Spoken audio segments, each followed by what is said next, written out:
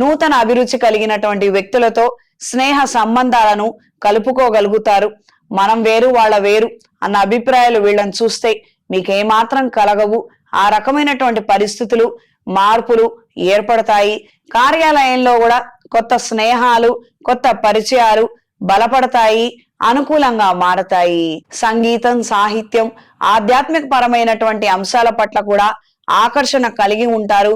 కొన్ని చిన్న చిన్న కార్యక్రమాలలో పాల్గొనాలి, ఏదైనా నేర్చుకోవాలి అన్న ఉత్సాహాన్ని అన్న ఆతృతని కలిగి ఉంటారు.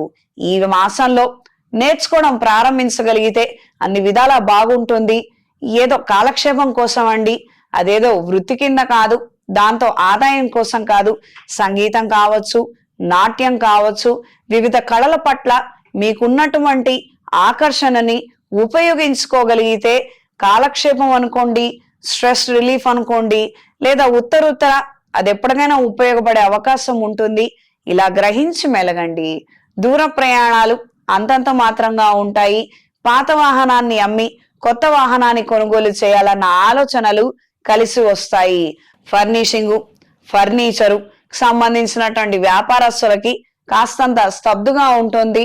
క్రయ విక్రయాలు జరిగినప్పటికీ మెయింటెనెన్స్లు ఇతరితర తత్సంబంధిత ఖర్చులకి సంబంధించి కాస్తంత వ్యత్యాసం ఉండటం అనేది నిరాశకి కారణమవుతుంది. ఈ కామర్స్ లో ఆన్లైన్ వ్యాపారాలు చేసేవారికి కాలం అనుకూలంగా ఉంటుంది. స్త్రీలకు ఈ వారం శుభవార్తలను వినగలుగుతారు. మానసిక సంతోషాన్ని ధైర్యాన్ని కలిగి ఉంటారు.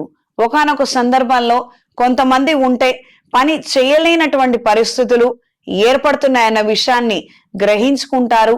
మీకున్నటువంటి ఇన్సెక్యూరిటీ కావచ్చు, లేకపోతే వాళ్ళు హైలీ డామినెంట్ గా బిహేవ్ చేయటం కావచ్చు.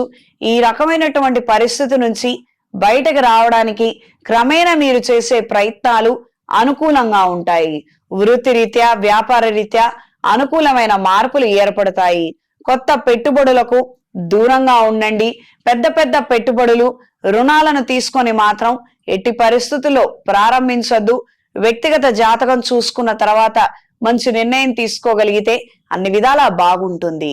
ఈ వారం వృశ్చిక రాశి వారికి కలిసొచ్చే రంగు ఆరెంజ్ కలర్, కలిసొచ్చే దిక్కు తూర్పు, కలిసొచ్చే సంఖ్య 5. ప్రతిరోజు లింగాష్టకాన్ని పఠించండి.